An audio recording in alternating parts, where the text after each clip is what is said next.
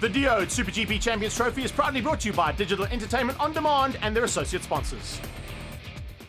Kershaw is joining. At the back of the pack will be Stamova. We have lost one of the local riders as well. I can see Garrick Flock there. Yeah, Travis Nordier's rider went down in the qualifying session. Travis Nordier going down as well. So we have lost two of the main riders in this belittled field already. And it's going to be very, very tricky for these guys to run. 12 laps is going to be exhausting. 12 laps ups the attrition rate. 12 laps gives more chance for more mistakes to happen. I don't say I've got the same skills as with these guys. You've got to have an experience of 12 laps in a wet race up in Zimbabwe, and I can tell you it makes you work even harder than my 12 hours on the 24-hour. Lights are on, lights go off, and it's a good start from Sella, but it's a good start from everybody because we've all stayed upright. Garrick Flock around the outside got a nice start and has moved up ahead of Karen De Lange. De Lange didn't get a great start, but it's side by side between Lance Isaacs and Sella. Sella backs out. Great option into Potters. Nothing to prove here. Isaacs has got to catch him, and if he can just stay behind Isaacs and keep Scholz behind him, or even let Scholz go ahead, third place will be good enough in these conditions for Clint Sella. Yeah, Sella will just let everyone else make the mistakes this time around. He's made his mistake for the season. He says that. Red Star, he says he doesn't want to do any more stuff like that. Scholz, he'll try and come through, and he's already through. In fact, it looked like he said hello to Sella as he came on through. I'm calling out Scholz straight away. He's going to be the one that kind of has nothing to lose. He wants to go and get the wins, and wins is the only thing that will get him this championship this year. He has to get off the front. Isaacs, though, his riding style is so very well suited to these conditions. Oh, smooth as anything. In fact, too smooth. Sometimes it looks like he's not even pushing, but he is, and you can see how hard he's concentrating as they come into the Diode complex for the first time. On his tail, Neolife, powered by Yamaha, R1 of Sella, our champion. Behind them, about a half a second back there is Matthew Scholz. He's lost 3 or 4 bike lengths, and about 5, 6, 10 bike lengths is Kershaw, second of the BMWs. Yeah, Kershaw, you can see he's in 4th place, but light years ahead of the rest of the field. This is a non-entity, really. As Sella slides up the inside going into Beacon, he will see clear air. Oh! High-siding Isaacs! Isaacs has high-sided himself, trying to square back underneath Clinton Sella after Sella made the pass underneath him going into Beacon. So, Isaacs out. Both Kershaw and Scholz had to come out of that. They are still side by side heading into Potter's Pass, but incredibly, Clint Sella has disappeared. He literally saw Isaacs high-siding after that incident and then just put the hammer down the straight to try and open up a gap and to perfection. Here. The Black Swan Racing BMW is not starting. He's turned it off and on 3 times already. That thing will not fire up. Something's gone into limp mode there. I spoke to the mechanics earlier on. They were battling with that electronic suspension in the dry. And in fact, Lance said to me, they thought the problem that they had in Cape Town, and possibly the reason for his crash at Red Star, was the fact that the system had rebooted itself and reset itself, not to the settings that they'd applied for that race. Yeah, he has got it running. But yes, now that you mentioned the Red Star crash, it's the only time I've ever seen anyone crash in that situation. Going into that turn and on the way in to high side on the way in is a very odd crash. Especially at the last turn. Yeah. And the thing is, when you look at the telemetry, which I got a chance to see, Isaac showed me, he said he wasn't even on the throttle. Oh. It wasn't even a situation that he was pushing. It just let go, all on its own sim. Well, so that's the thing it's as very, well. very hard. With the data acquisition that these bikes are able to store, they don't tell lies. Numbers don't lie. And I saw that firsthand this morning when I looked at the graphs coming out of Rob Holder, who was the man behind the electronic system running on Nick Kershaw's bike. Kershaw has got a very, very well set up machine, and it's showing. I think Rob Holder's had a lot to do with that. He's definitely pushed the right buttons to get the bike to work in the wet. And it's starting to pull a bit of a gap now on Scholz. Scholz will be in 2 minds about this race. Yeah, does he go after second or does he just consolidate third? Because Kershaw is not really in this championship. He's not in the top 3s. Importantly, as getting a call over the comms that there's a rider down in Beacon, and that's the final turn. So another rider has gone down, and that's Stamova. Stamova has gone down, so the BMW, and that's on the way out. So that has been a high side. She's no doubt clipped the curbs on the way out. That was top quality. little giggle between myself and Matt. The screen went black, as you saw in live streaming land, and Matt thought it was the timing screen. Immediately went to the laptop, and yeah, high five for that one. I tried to hit reboot. I tried to hit reboot. Your work. Great stuff. But that's what happens in these conditions. Everything goes a little bit frantic. We're trying to keep up to date with what's happening at the front end. It's 5.6 seconds from the leader to this battle between Kershaw and Matthew Scholz. This is what we expected to see. If you watch it, it's you know, the BMW is an absolute beast of a bike. If you set it up right, it is perfect. But if you can't get the settings right, it's very hard to handle. The best setup BMW throughout the season has been the 55 Tsunami Beach Bar BMW of Kershaw. But if you watch in the mid corners, the Yamahas are easier to ride. And that's in the sector where Scholz is good and he starts to come on strong. A 132.4 becomes a 130.5. Seller is in the zone. He's feeling very comfortable and confident on his machine. Settings on that bike will allow him to do these kind of lap times, that's for sure. A little bit wide. He had to sit up half mid-entrance there, going into Potters. Nowhere near the top speeds and nowhere near the run-in points that these guys are capable of. But Seller is looking very comfortable. It's something I wanted to mention in the 600 race. And we saw the good lap times coming out of them, and eventually that, I think it was a 130 coming out of... it was a 130. Out of 139. Yeah, 139 or 135, yeah. These will be lap records leaving the circuit, even though we've got treacherous conditions. Yeah, as we it's are the first running, time we've been here. As we are running under different rules. Yeah. And that's correct. Different rules, different beasts from last year. And remember, last year Seller was on a different manufacturer.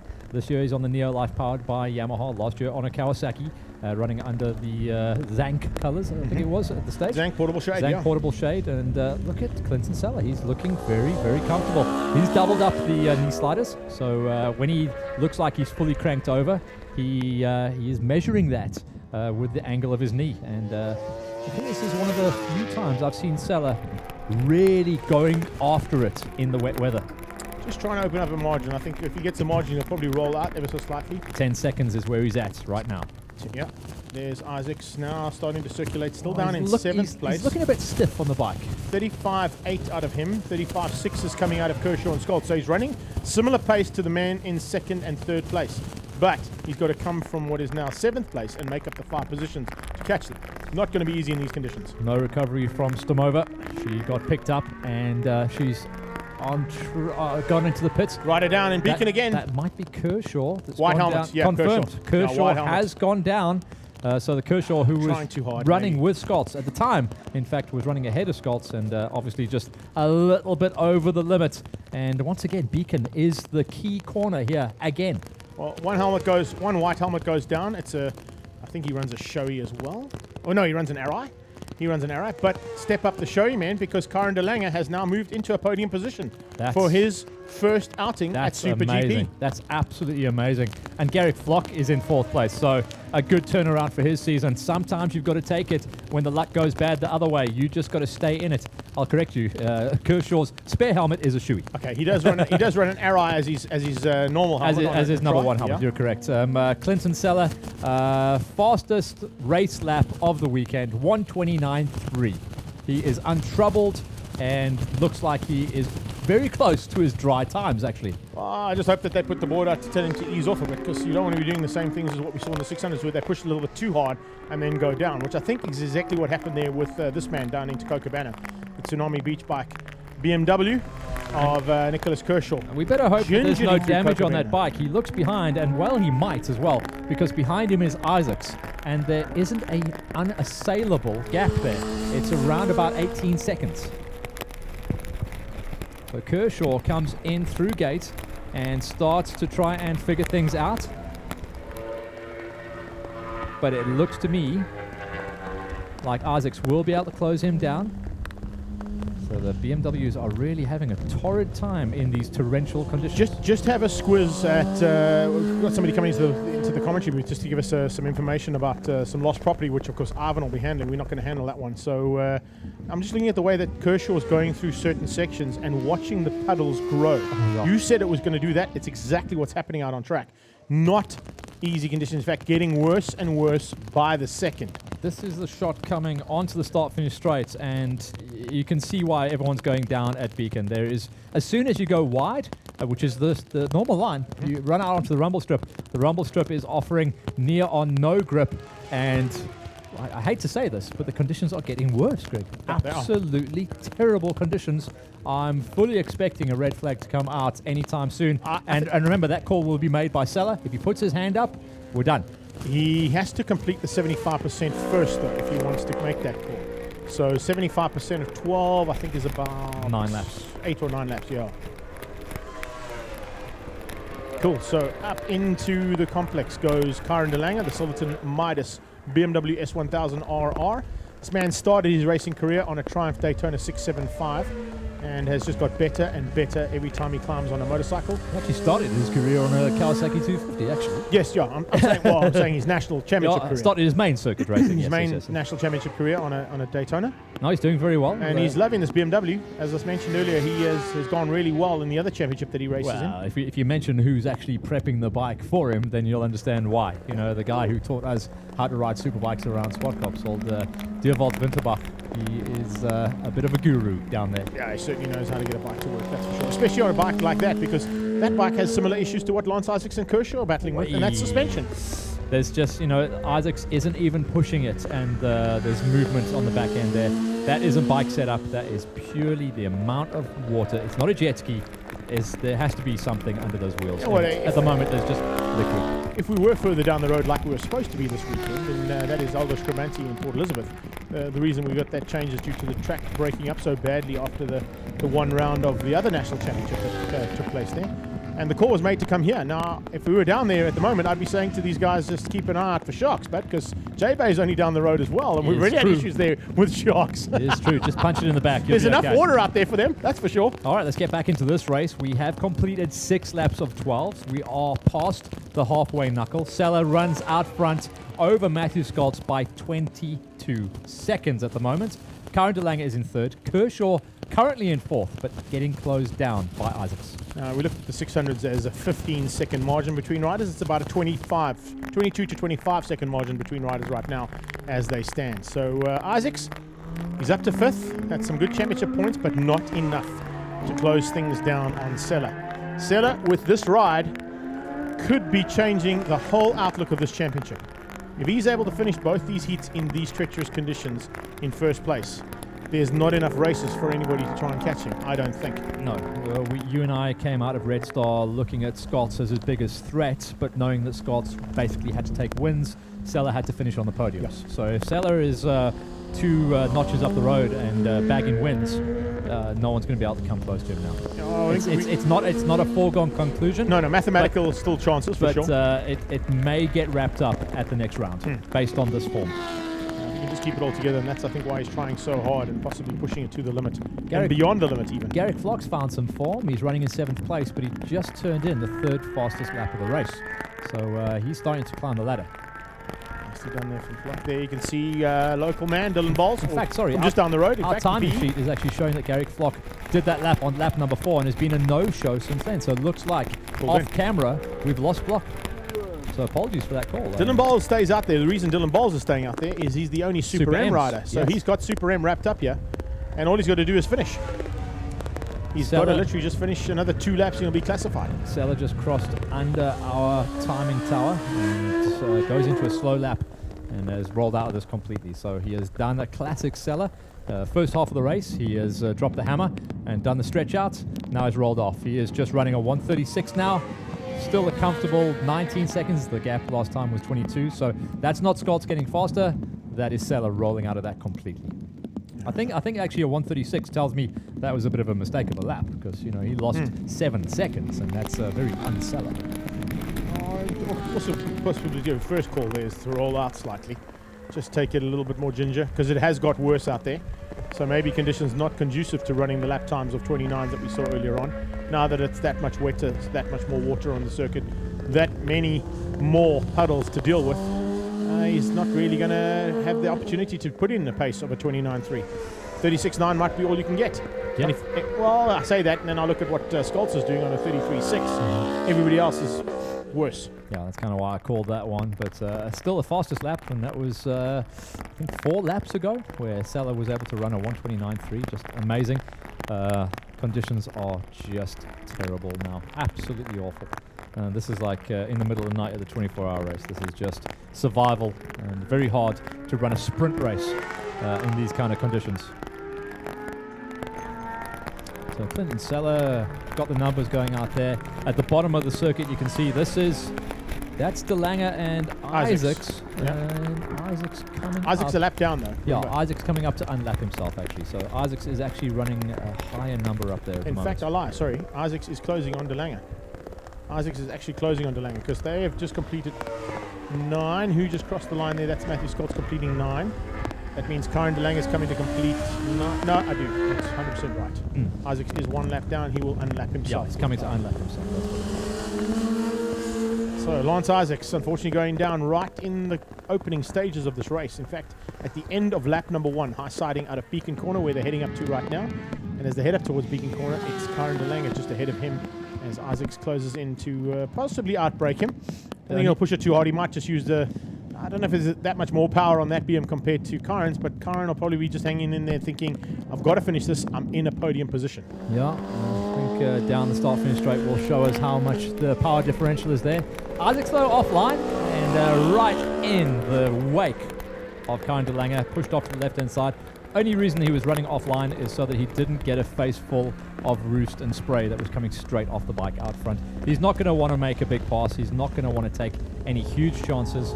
Scholz, look at his riding style. Normally climbs around on the bike. He is being very stable and very solid, trying not to make any huge movements. Normally wags the back end of the bike around, and he's trying to stay very clean. De Lange at the inside of Dylan Bowles into Cocobana. And NGL logistics section of the circuit there, Cocobana Corner and Rifle, being sponsored by our logistics company here in the SuperGP Champions Trophy. They then go along the beach straight and head into Gate Corner, which brings them into the S's and the Diode complex. And you can see Isaacs has managed to get past Karen De Lange now. He's unlapped himself, and he's still got to make up a whole lap if he wants to get onto the podium, though. And with laps running out, we're into 10 completed for the first 2 riders across the line. 2 to go. Super hard conditions. Lance Isaacs, Karen De Lange, everyone who is still upright will just be praying for this race to be over, and it's gonna be very hard to continue with our racing. Unfortunately, I need to mention something, and that's going forward into the second heat of the Super Juniors. There is no wet tire available for those bikes. Yeah, I didn't want to go down that route, but you did. Yes, indeed. I think a lot of those youngsters are going to be thinking to themselves, what do we do in these conditions? And to be honest with you, you follow the Northern Regions Championship more than I do in terms of the commentary. I'm only there to do environmental normally. But there hasn't been a wet race. They have not had a wet race. No, there hasn't been one. So this is open cards to anybody, really. None of the Super Juniors or RC 390 Junior Cup have had a wet race as yet. So this is new territory, and thankfully they've got guidance from a very experienced head and hand down there, which is Dave Griffin from Rad Motos, and he'll guide them. And if it's a no-show, then it's the right call. Look, I think if they go away with just one race completed, and it was such a good race anyway, they'd be pretty happy to sort of walk away and say, "Oh, let's just make it double points for that race," and everybody finished. There's just no chance you can go out, even though we do call that tire a road-going tire and an intermediate tire, and you would go out on the roads should you have to use that bike to commute or what have you, then but you wouldn't be racing on that tire, and that's the point. You don't want to be pushing the edge. One lap to go, so, as our race leader heads up to our director. 1 lap to go. Seller has crossed the line, as has Matthew Scholz. They should be down onto the beach straight. In fact, nearly catching onto the back end of these two, which of course is Lance Isaacs in 5th, and just behind him, Karen De Lange, incredibly, in 3rd. Karen De Lange has only 1.5 laps to go to take his first and his inaugural. Right on debut in Super GP, gets onto the podium. What a rival, and what a nice, steady curve of a career that he has had. He's picked his races and picked his movements. I was quite surprised to see him step up to the big 1,000 this year, having not stepped up to full national 600s as yet. But sometimes you can skip a step. He worked well in the other championship that they're riding, Thunderbikes, and an amazing ride from him so far. As we wait as Karen crosses the line, we'll be standing by for checkered flag any second now, because it should be Clint Seller His final best lap of the race was a 29.3. He was able to do that in about the 4th lap of the race. He's coming This looks like him. just in the background here. Is that him coming? Yeah. This Second bike in shot, yeah. So here he comes across the line for the checkered flag. Sella takes the checkered flag, goes side by side with Nicholas Kershaw across the line. And he takes the win here in absolutely atrocious conditions. Scholz keeps him honest as he could anyway. Second place, probably going to be moving Scholzy up into second place overall in the championship. Remember, a bad showing from Isaacs, a no-show from Heron. Really, that should see Scholz solid in second on points now. Just to give you a heads up as well, something I wanted to mention, I haven't had a chance to mention it just yet because he's still got to come across the line, but Karen de Lange still has a possibility of taking that 3rd place on the podium. If he takes the 3rd place on the podium, he becomes the second rookie of the day to get onto the podium in their first outing. Darren Upton did it in the 600s. Karen's going to do it, hopefully, and I'm not going to put the commentator's curse on him, hopefully he'll get across the line and do it in the 1000s in the SuperGP class. Well, at least our day has become easier as far as calling the rookies goes.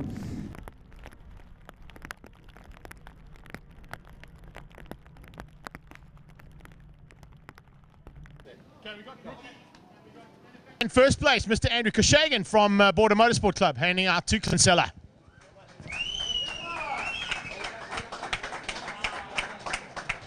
Now, awesome stuff. Some photo quickly opportunities, and then we'll get the Things have been difficult for me this round here. Obviously, this is my first time riding 1,000 here, but you know, as soon as the rain came down, I knew that would definitely help us pick up to Sella's pace. But unfortunately, while I was following Lance, he dumped it in the final corner, and then I tried to close down the gap to Sella, but he was just way too fast today. And yeah, well done to him. And I'm really hoping that in race 2 we can come back stronger. Yeah, you know, I've never been really known as a rain rider ever, you know. So, but we've had good pace. I mean, we've had a really strong pace in the dry. So I was actually really hoping for some dry races, but it is what it is. But to be quite honest, that towards the end just got really sketchy. So you know, I was glad I was able to put a bit of time ahead of the guys and just bring it home, because at the end there it was, yeah, I mean, it was super sketchy. Yeah, that was some eye-opening experiences a few times there, but yeah, stoked to have walked away with the number 1 plate. I didn't want to say, but it's probably more eye-opening than what you did the last time you were here. Yeah, no, did you see I didn't do a wheelie after that race? Our only Super M competitor here today, and getting the gold medal from Tim Cook from Gas Sports.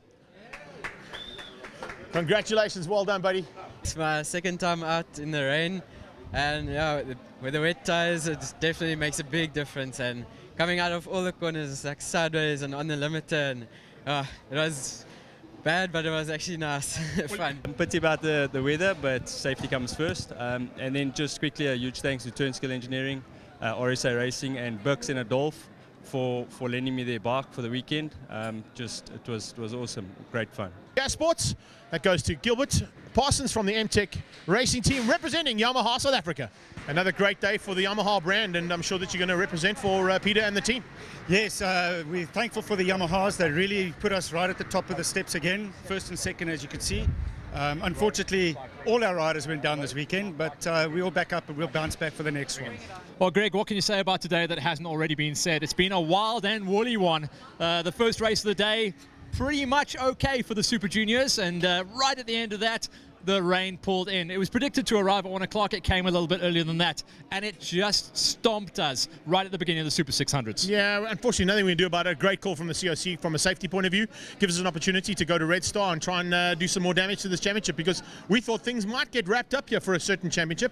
It wasn't the case due to the rain, which means it leaves this championship wide open for Red Star, and we look forward to going up there and doing a little bit more of the fun stuff on the black stuff. Yeah, at Mpumalanga, we're pretty much guaranteed that it will be bone dry, which means it is going to be straight out bar-to-bar racing going into round number 6 of the Diode SuperGP Champions Trophy from a very wet, cold and miserable East London.